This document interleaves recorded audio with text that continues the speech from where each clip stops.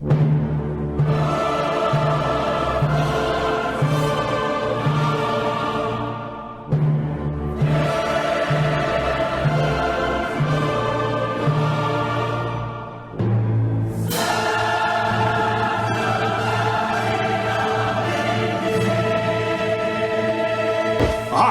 back to Storytime with Captain Xavier. I'm Chaylo Laurino, and I play Captain Xavier here on YouTube and in video games and out in the world and in lots of other places.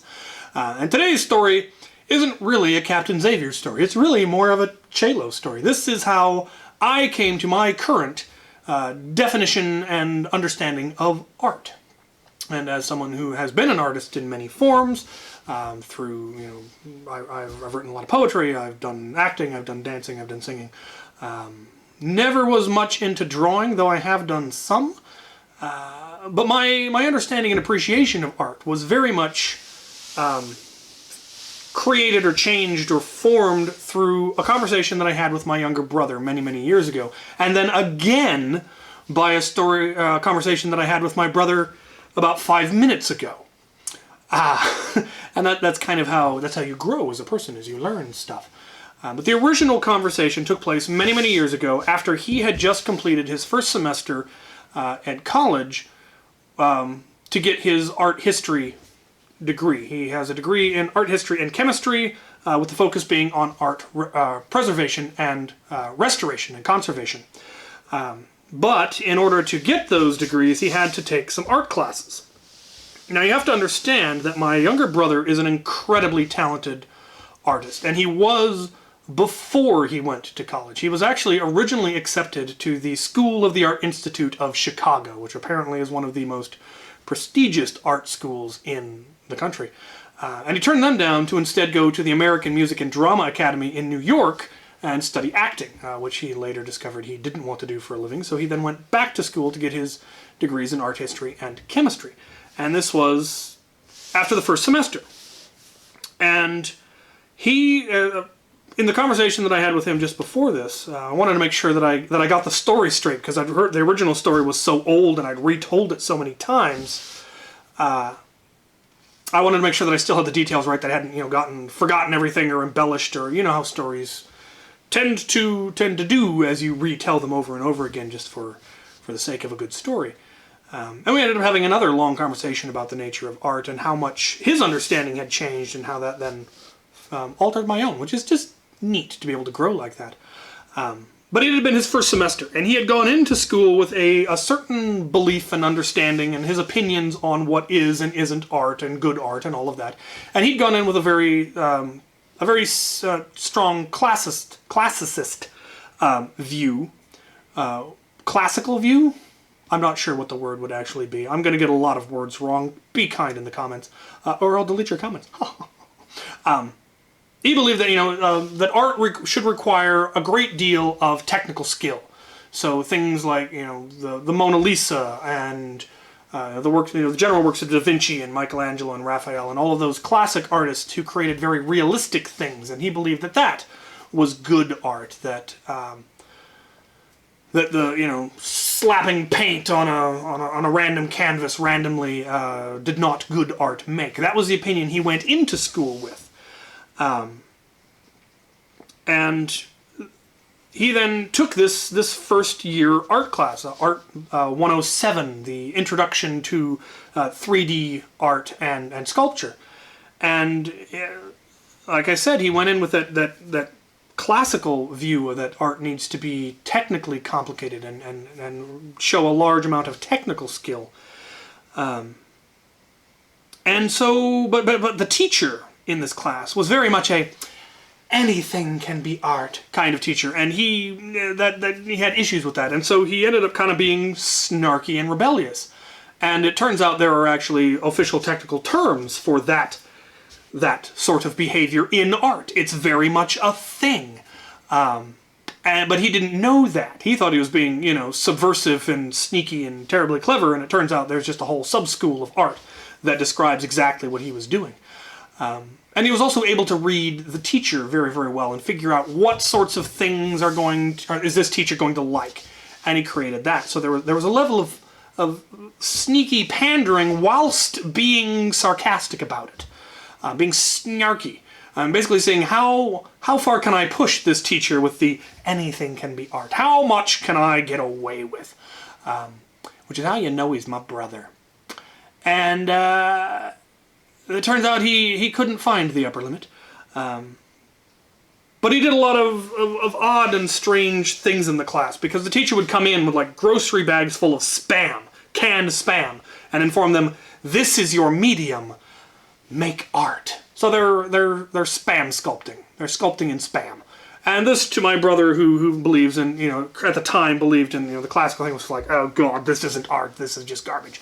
But he decided, okay, I can run with this. So he used his spam, sculpted a fetus, called it meat, and turned it in. And the teacher loved it, because it was bold, and it pushed to the edge, and it was avant-garde, and you weren't afraid of hard topics, and and life and death and this and that. And he's going, yes, that's exactly it. I'm so glad you get it. And there was another one where it had to be you had to use a non-organic and an organic material, and so he sculpted this, which is aluminum and human hair. And there's one where it looks like the archway of a cathedral if you look at it one way, and if you look at it the other way, it looks like spread wings, and he calls it the portal. And it looks like what it looks like. And again, she loved it. This and that and these and those. And he's going, and again, there were words for it. There were that, it's hard to come up with anything truly new after thousands of years of art being around. But he hadn't gotten to the part of his studies where he learned what he was doing, that there was words for all of this, and it all made sense, and it had all been kind of done before. There was another one where you had to make something that is a very distinct material, but make it into something else.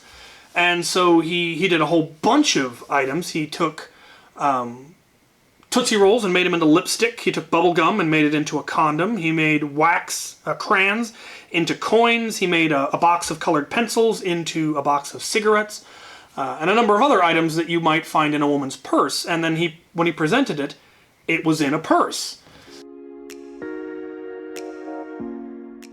And the original intent was they had like little plinths in the class that you could put your art on, and then people could walk through and look at them all and, yes, I see. They're bold, what you've done there. But he got to class late and they were all missing. So he just threw it in the corner, and the contents scattered around. And when the teacher came to him and said, so where is yours, Elagio? And he points to it, it's over there. And she goes, oh. And she goes and she looks at it. And so it became not just the creation itself, but how it was displayed, because a woman's purse is a very personal thing. It's something she would have kept with her. The contents are meaningful. They all have value to her, and here they are strewn on the ground. What does that mean? Where is the woman? Why has her purse been scattered? Was she attacked? Did she, what's going on here? And then the fact that all of the contents are things that a woman would have, but made out of things that a child would have. Tootsie Rolls and crayons and bubble gum and colored pencils. And what does that mean? And again, she's going, I get it, this and that makes sense, and what you've done with this. And once again, my brother's going, yeah, exactly. And she's saying words and concepts and describing artists and all of this, and he doesn't understand any of it yet, because he hasn't gotten to that. And so this was very much a learning experience for him, discovering I'm very technically skilled. And he was. I mean, here are some examples of his art from before he went to art school. This is the art that got him accepted to art school. Here's a pencil drawing he did of one of my sisters, who's been on my channel before, Leora, Ravenous Tigress. Here's a portrait he did of her. And then he decided he wanted to get into colored pencils, do some colored pencil stuff. So he drew these three portraits.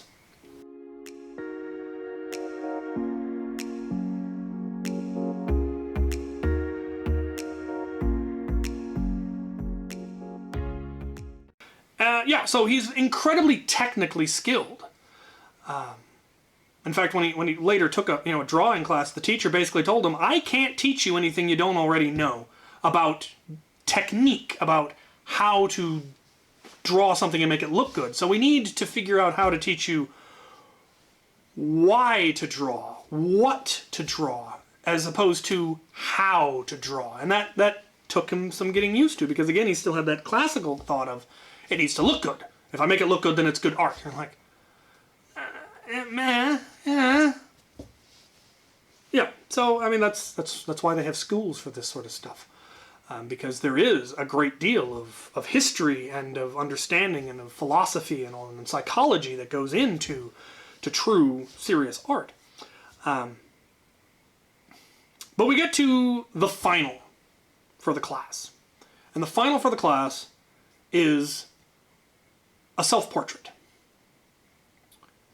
But again, this is a sculpture class, a 3D class, and so they were given some cardboard, sheets of cardboard, the kind that have been pre-creased so that you can fold it into a box with a lid. And you had to use that material. Now, you didn't have to make it into a box. You could do a shadow box where you looked in, and looking at it through different holes gave you completely different scenes into the person's life and how they've grown. And you could cut it up and mulch it and make it into whatever you want, but you had to use that material in there somewhere. You could use whatever other materials you wanted in addition to it, but you had to use that cardboard in your sculpture somehow. And they had to turn in like 10 different concepts, so they had to come up with all these very wildly different ideas and then ultimately go with one. And what he went with apparently may not have been one of those original ideas. You didn't have to use one of those, but you had to, show that you could come up with incredibly different ideas, as opposed to, well, it's going to be a box with this or a box with this. Now you have to wild and creative ideas. Now, my brother, having come from the theater world, was very big into a combination of the art itself, but also how it's presented. Right up, with the throwing of the purse into the corner, how a piece of art is presented can change the art. You can have a sculpture, but if it's put in a certain way or explained to them in a certain way or is revealed in a certain way, that can change how people perceive it. And so his self-portrait was very much required, the presentation was far more important in many ways than the actual technical creation of it. So he comes into class on the day it's due, and he has made this that day. He did not start before. Some materials were acquired early, but he actually created it earlier that day, from the beginning to the end. And he brings in a beautifully wrapped present. It looked like this. This is, in fact, the present. Beautiful wrapping paper. It's got a ribbon. It's, a lovely color. It's got a bow. It's got a card. It's beautifully wrapped. Anyone would be happy to get this present. And he explains to the teacher that I need somebody who doesn't know me to open it. And so they went to another class and said, who would like to open a present? And somebody volunteered. And they came over and said, okay, I need you to open this present. And it's being videotaped, and the teacher's watching, and I think most of the class is watching. Just, I need you to open this. And so the guy very delicately, opens the card, and it reads, good luck. And then he very carefully removes the outer wrapping paper so that none of it is ripped. He doesn't tear off the wrapping paper. It's beautiful wrapping paper. He simply, untapes it and opens it up. And then on the inside is a box that is completely covered in clear packing tape. It's been just completely wrapped. And underneath the tape are things that have significance to my brother. Grades, poems he's written, pictures he's done, drawings, family photos, all this memorabilia has been completely surrounded in tape, so that there is no way to get into the box without going through the memorabilia. And you're either going to have to cut it or you're going to have to tear it, and it's going to be unpleasant. And he's like, no, go through it. And so the guy, I don't know if he tore it off or he cut it off, but he gets into it. And inside the box, on a bed of tissue paper and dandelions, is the corpse of a squirrel. that apparently had been in my brother's freezer for a week and a half, that he had found in a Cheesecake Factory parking lot, and it had a flash of inspiration. And as soon as the guy's response was, "Oh, good God," and my brother goes, "And scene," and proceeds to then explain how this is him. The beautiful exterior, because my brother is a very attractive young man, as evidence.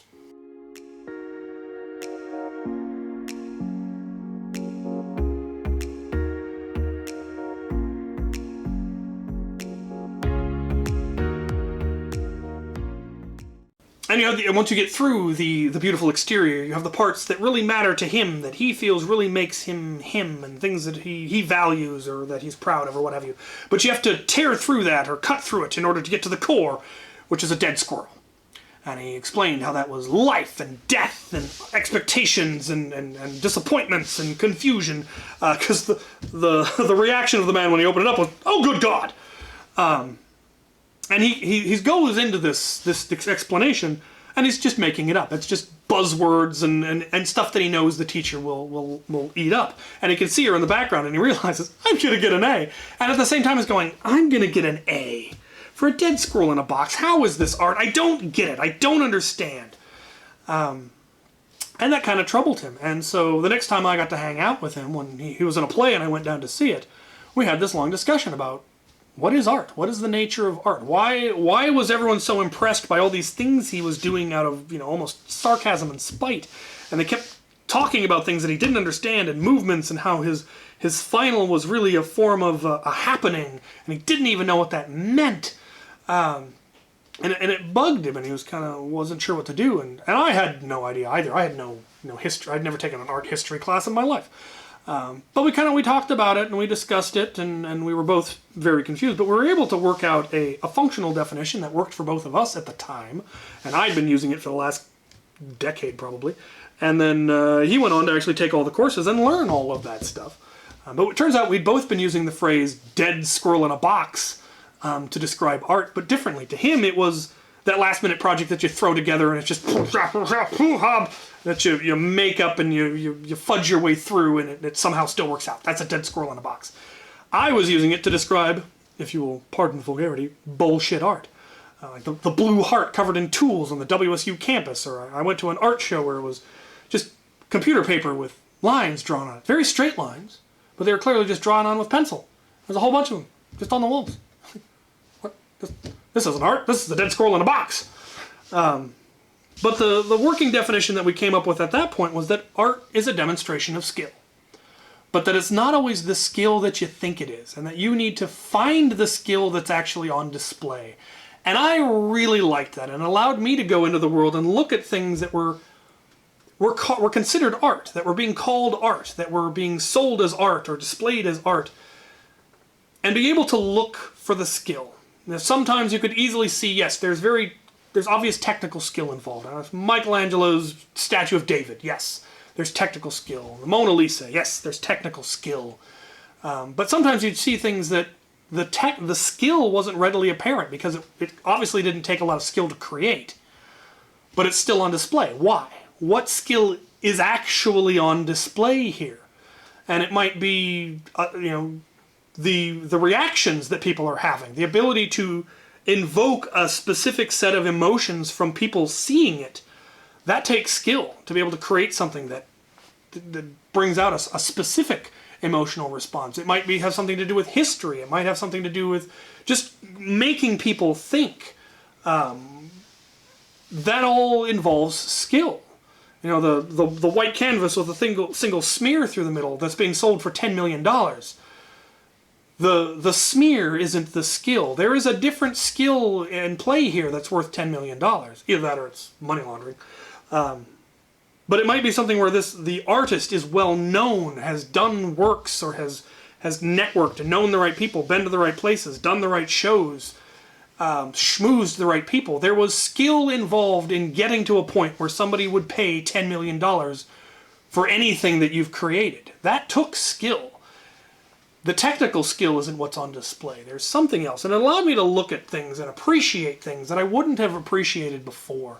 And that made my life better. I was able to enjoy things that I wouldn't have enjoyed and appreciate things that I wouldn't have appreciated.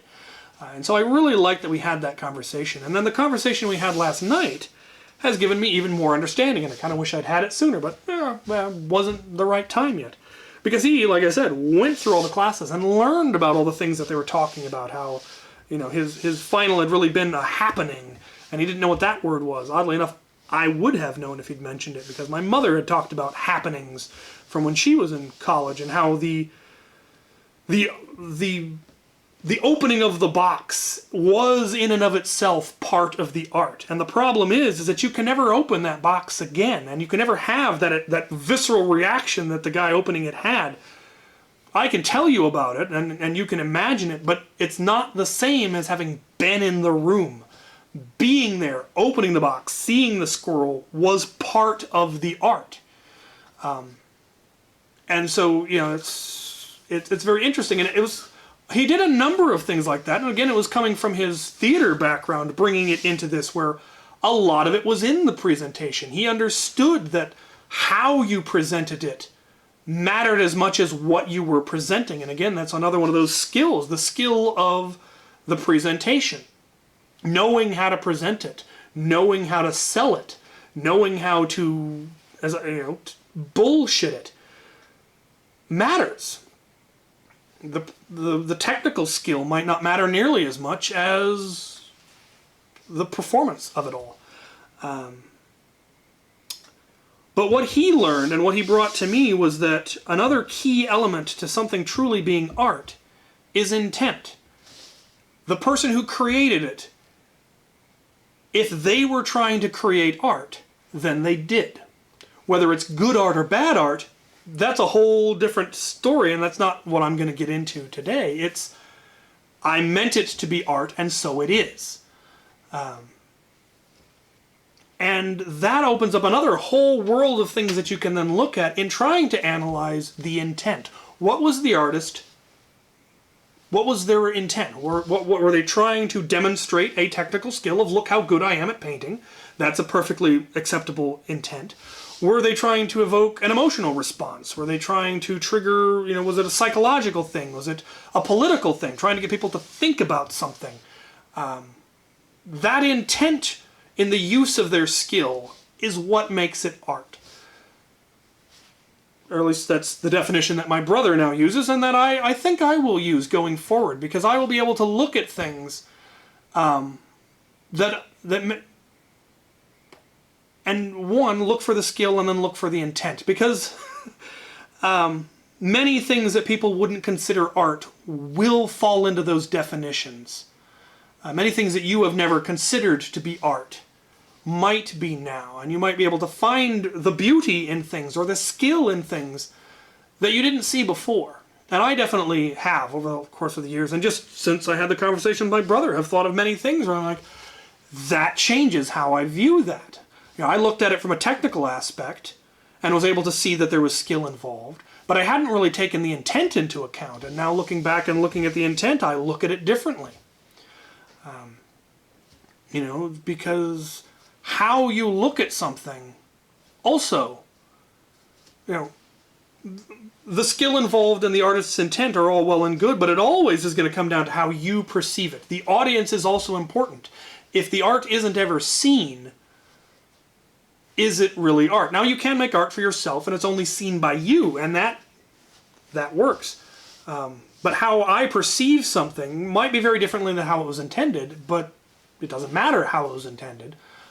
I get my interpretation, and everyone is entitled to their interpretation of a piece of art, and it's really kind of rubbish for somebody to tell you that you're wrong in how you reacted. You saw it, you had a reaction. That is your reaction.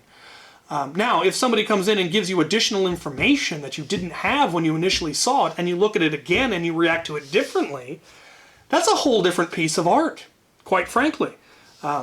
Every time you learn something new and it changes your perspective on a piece of art, you're now looking at a completely different piece of art. It's Schrodinger's art, as it were. How it is viewed with what information by whom changes the art. Which is interesting. And I like that. It really has, I believe, given me the ability to start looking at things differently, and in a way that I believe I will find more positive, and that will make my life better. I will be able to look at things that previously annoyed me, like the blue heart on WSU campus used to annoy me. Now I'm finding myself rethinking it, going, what was the intent? It's a big blue heart covered in hammers and pliers and stuff, and I don't get it. But now I know that I don't get it. and that thinking about it is something that's interesting. And I haven't seen it in years, and yet I still think about it. And surely that counts for something. Now, I will never forget the blue heart on WSU campus that everyone made fun of, but they also all still talk about it. And so that is a triumph for the artist, I think, because nobody forgets the blue heart on WSU campus.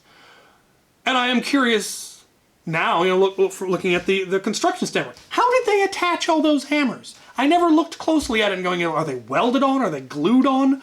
It's weathered for years, so there had to have been some construction skill involved. Are they real hammers? Are they castings of hammers? I don't know. Why hammers? What does it mean? Why is the heart blue? Why is it a heart? Why are there hammers on a heart? What is the message? I don't know. And it almost makes me want to look it up and find out. Was there the author's original intent? It's interesting. And I would encourage you to also approach art that way. And instead of just looking at the aesthetics of, I don't like it, it's garbage. Maybe take a moment and think about it. It might allow you to go, oh, okay. You might still not like it. Like, I'm not hanging that in my bathroom. Yeah, that's fine. But you might be able to go, oh, interesting. Okay, I see what they were doing there. And maybe it'll make you go, huh. All right. I think I have blathered more than enough about art. Stories for next time. I probably should have thought of them beforehand. I've got two for you. Option 1. How Captain Xavier and Father Guillaume got thrown into the stocks at Greenwood. Or how I broke into a hotel in France by accident. Survey will be down in the description. Thank you guys for watching.